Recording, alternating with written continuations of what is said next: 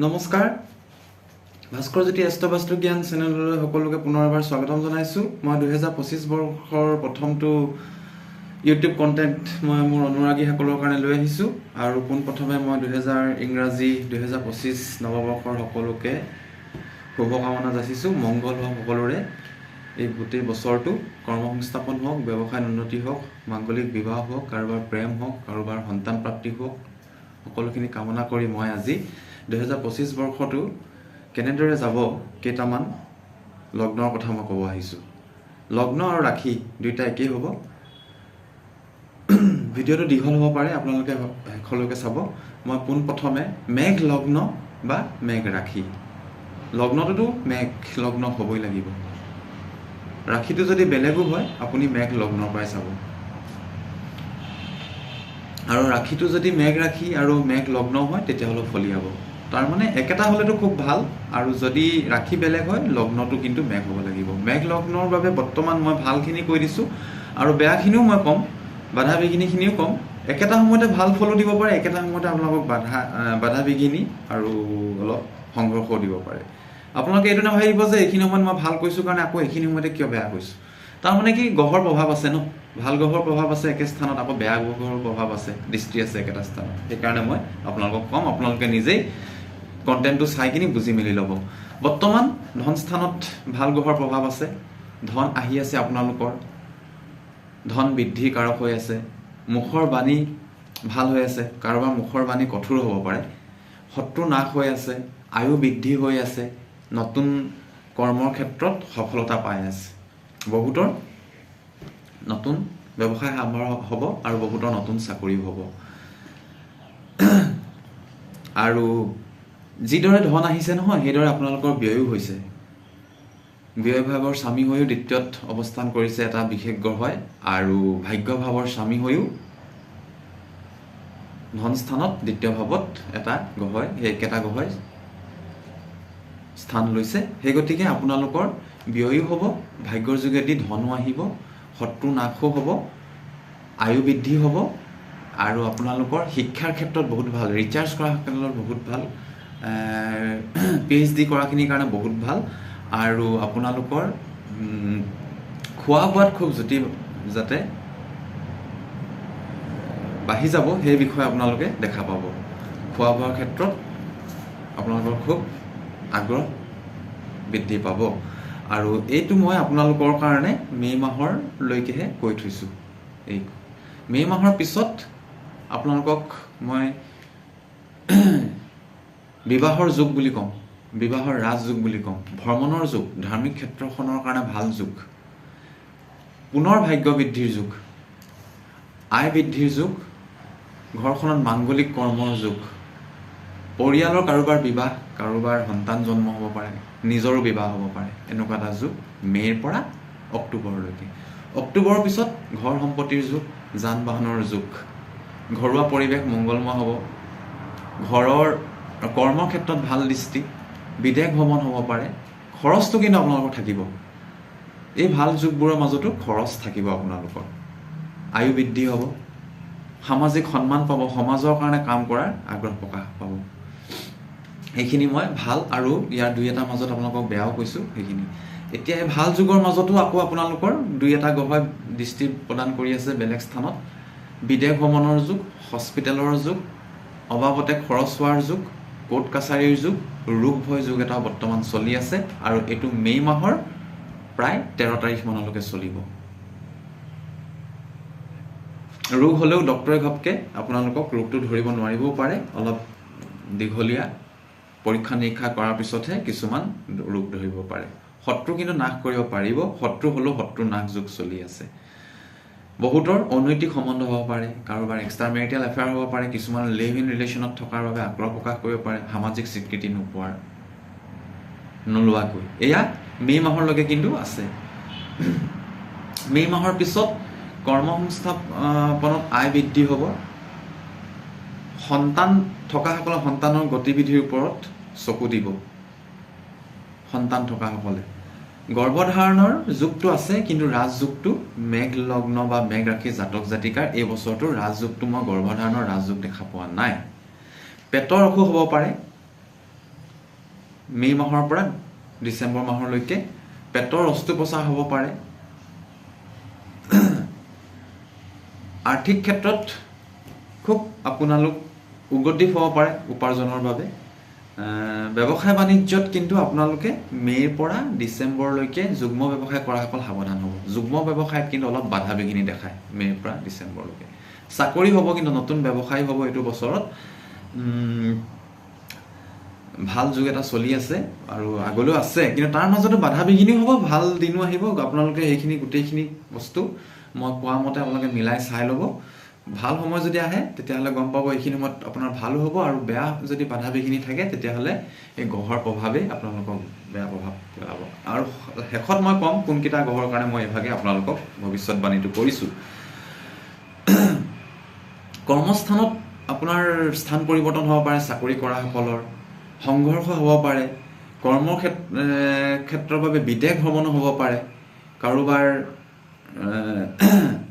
হস্পিটেলৰ যোগো আছে বুলি মই কৈছোঁ। তাৰপিছত আপোনালোকৰ সন্তান থকাসকলে সন্তানৰ গতিবিধিৰ ওপৰত এই বছৰটো কিন্তু গুৰুত্ব দিব। এইখিনি মই আপোনালোকক সাৱধানবাণী কৰি দিছোঁ। আৰু শত্ৰু কিন্তু হ'লেও আপোনালোকে শত্ৰু নাশ কৰিব পাৰিব। আৰু আপোনালোকৰ এইবাৰ ভ্ৰমণ আছে, ধাৰ্মিক ভ্ৰমণেই হওক বা দূৰ ভ্ৰমণেই হওক ভ্ৰমণ কৰিব পাৰিব, কিন্তু সংঘৰ্ষ থাকিব। মানসিক আৰু শাৰীৰিক ক্ষেত্ৰত সংঘৰ্ষ থাকিব। মানসিক অশান্তি মানে সম্বন্ধ সম্পৰ্কৰ ক্ষেত্ৰত দেখা পাব, আৰু অতিমাত্ৰা ব্যয় হ'বৰ কাৰণে আপোনালোকৰ মানসিক অশান্তি আৰু সংঘৰ্ষ থাকিব। খৰচটো হ'বই, আৰু অবাবত যাত্ৰা হ'ব পাৰে। মেঘ লগ্ন আৰু মেঘ ৰাশি মই এই গোটেইখিনি ক'লোঁ। আৰু আপোনালোকৰ কিন্তু এইবাৰ বিবাহৰ ৰাজযোগ আছে, ঘৰখনত মাংগলিক কৰ্মৰ যোগ আছে, সেইখিনি হ'ব। ইয়াৰ পিছত মই আপোনালোকক বৃষ লগ্ন বা বৃষ ৰাশিৰ কাৰণে বৰ্তমান ভালখিনি কৈ আছোঁ। আৰু ভালখিনি চাবলৈ গ'লে সন্তান থকাসকলৰ সন্তানৰ পৰা ভাল সন্মান পাব। বিবাহৰ যুগ চলি আছে, প্ৰেমৰ যুগ চলি আছে, নতুনকৈ প্ৰেম হ'ব পাৰে। বৰ্তমান বিবাহৰ যুগ চলি আছে। যুগ্ম ব্যৱসায়টো ভাল। ভ্ৰমণ, ধাৰ্মিক ভ্ৰমণ, ভাগ্য বৃদ্ধি, মান সন্মান পাব। সমাজৰ ক্ষেত্ৰত আগবাঢ়ি যাবলৈ মন কৰিব। স্বাস্থ্যৰ ক্ষেত্ৰতো বৰ্তমান ভালেই দেখাই আছে বৃষ ৰাশি। আৰু এয়া আপোনাৰ মে' মাহলৈকে মই চলিব বুলি কৈছোঁ। মে' মাহলৈকে আপোনাৰ কৰ্মসংস্থাপন আছে, নতুন কৰ্ম হ'ব। বৃষ লগ্ন বা বৃষ ৰাশি কৰ্মক্ষেত্ৰত আপোনালোকৰ স্থান পৰিৱৰ্তনো হ'ব পাৰে। এনেকুৱা ধৰণৰ দেখাই আছে।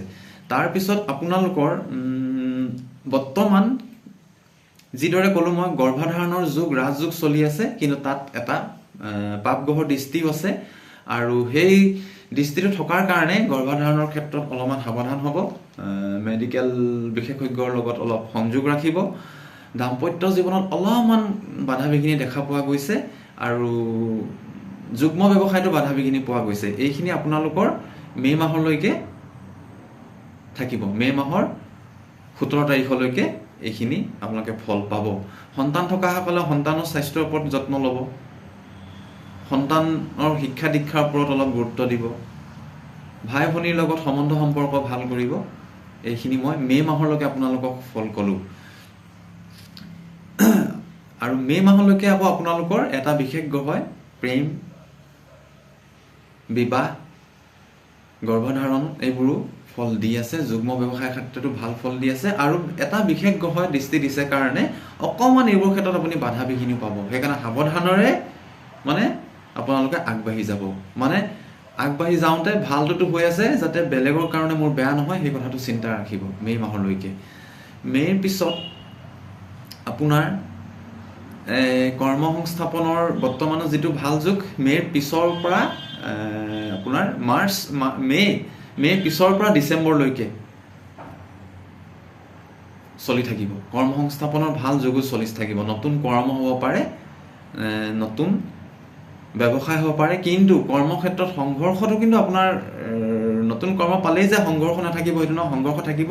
কোনোবাই আপোনাৰ বিৰুদ্ধে চক্ৰান্ত কৰিব পাৰে এইটো বছৰত, আৰু সেই চক্ৰান্ত কৰি আপোনাৰ পদো আপুনি হেৰুৱাব পাৰে, বা আপোনাৰ ট্ৰেন্সফাৰ হ'ব পাৰে, স্থান পৰিৱৰ্তনো হ'ব পাৰে। এই বিষয়ে কৰ্মক্ষেত্ৰত অলপ সাৱধান হৈ আগবাঢ়িব। আৰু মইতো কৈছোঁ বিবাহৰ ভাল যুগ। তাৰপিছত আপোনাৰ মে'ৰ পিছত ধন আহিব, ধন স্থান খুব ভাল, ৰোগ নাশ, শত্ৰু নাশ, আয়ু বৃদ্ধি যোগ, কৰ্ম নতুনত্ব এই গোটেই বছৰটো থাকিবই। অক্টোবৰ, নৱেম্বৰ, ডিচেম্বৰ এই 3টা মাহ বছৰ শেষৰ ফালে বিবাহৰ ৰাজযোগ আহিব। এতিয়া বিবাহৰ যুগ চলি আছে, তেতিয়া কিন্তু সেই যুগটো আৰু ভাল। বিবাহৰ ৰাজযোগ চলিব, যাত্ৰা হ'ব, ভ্ৰমণ হ'ব, আয় বৃদ্ধি হ'ব, খুব ভাল সেইখিনি সময়ত অক্টোবৰ, নৱেম্বৰ, ডিচেম্বৰ বৃষ লগ্ন বা বৃষ ৰাশি জাতক জাতিকাৰ বাবে। সেইকাৰণে মই এতিয়া আপোনালোকৰ বৰ্তমান সময়টো মই ভাল বুলিয়ে কৈছোঁ আৰু আহিবলগীয়া দিনতো ভাল। খালি মই যিখিনি আপোনালোকক সাৱধানতা কৰিছোঁ সেই সাৱধানখিনি যুগ্ম ব্যৱসায়ত হওক, দাম্পত্য জীৱনৰ হওক, গৰ্ভধাৰণৰ ক্ষেত্ৰত হওক, এইখিনি আপোনালোকে সাৱধান ল'ব। কিন্তু নতুন কৰ্ম সংস্থাপনৰ যুগ আছে, নতুন ব্যৱসায়ৰ যুগ আছে বৃষ লগ্ন বা বৃষ ৰাশি জাতক জাতিকাৰ। আৰু এই বছৰৰ আপোনাৰ বিবাহৰ ৰাজযোগ আছে, বিবাহৰ ৰাজযোগ, বিবাহৰ ক্ষেত্ৰত ভাল যোগ পাব। মিথুন লগ্ন জাতক যেতিয়া বৰ্তমান খৰচৰ যুগ হৈ আছে, যিসকল বিবাহিত তেওঁলোকৰ দাম্পত্য জীৱনত অলপ বাধা বিঘিনি হৈ আছে, অতিমাত্ৰা খৰচ হৈছে, সম্পৰ্কবোৰ অলপমান মধুৰ হৈ থকা নাই। সেই গতিকে এই ফলটো আপোনালোকে মে' মাহলৈকে পাব। আৰু কিন্তু কৰ্মক্ষেত্ৰত ভাল যুগ এটা পাই থকা হৈছে আপোনালোকৰ বৰ্তমান। আপোনালোকৰ যান বাহন বা আপোনালোকে সা সম্পত্তি লওঁ বুলি ক'লে ল'ব পাৰে। ৰোগ নাশ, শত্ৰু নাশৰ পৰা আয়ু বৃদ্ধিৰ যুগ, কৰ্মক্ষেত্ৰত ভাল যুগ এটা চলি আছে। এই যুগটো আপোনালোকৰ 29 মাৰ্চলৈকে চলি থাকিবই কৰ্মক্ষেত্ৰত। আৰু 29 মাৰ্চৰ পিছৰ পৰাই আপোনালোকৰ কৰ্মক্ষেত্ৰত আৰু ভাল যুগ বুলিয়ে ক'ম মই। এই কাৰোবাৰ চাকৰি হ'ব, কাৰোবাৰ ব্যৱসায় হ'ব, কিন্তু সংঘৰ্ষটোতো কৰিবই লাগিব। সংঘৰ্ষ প্ৰত্যেকটো ৰাশিয়ে মই দেখা পাইছোঁ, সংঘৰ্ষ কৰি আগবাঢ়িব লাগিব। কিন্তু যুগটো ভাল।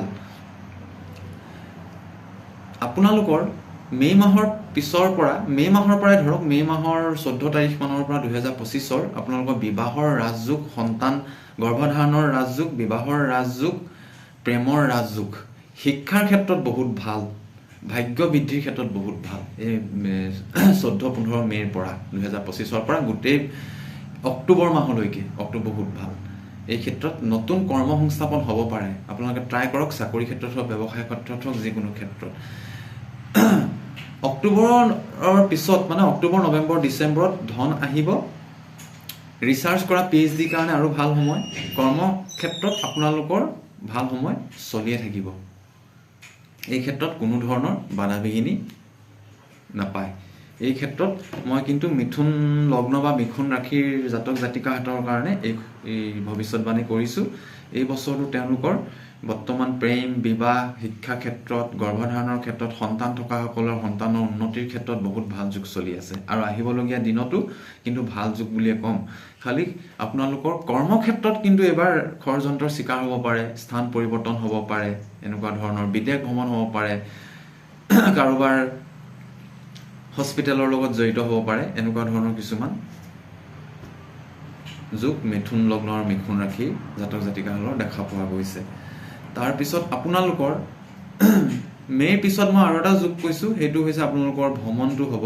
ধাৰ্মিক ভ্ৰমণেই হওক বা যিকোনো ক্ষেত্ৰত ভ্ৰমণ হ'ব। আৰু মে'ৰ পিছত যি বিবাহৰ বা দাম্পত্য জীৱনৰ ৰাজযোগ বুলি কৈছোঁ আপোনালোকৰ, কিন্তু অলপ বাধা বিঘিনো আহিব। কাৰণ আৰু দুটা গ্ৰহৰ মই ট্ৰেনজিট চাই পেলাই কৈছোঁ, ভাল সময়ৰ মাজতো বাধা বিঘিনিৰ যুগ কিছুমানো চলি থাকিব। সেইকাৰণে দাম্পত্য জীৱনত হওক বা স্বাস্থ্যৰ ক্ষেত্ৰত হওক, খৰচৰ ক্ষেত্ৰত হওক বা সম্বন্ধ সম্পৰ্কৰ ক্ষেত্ৰত অলপ বাধা বিঘিনি দেখা পোৱা গৈছে।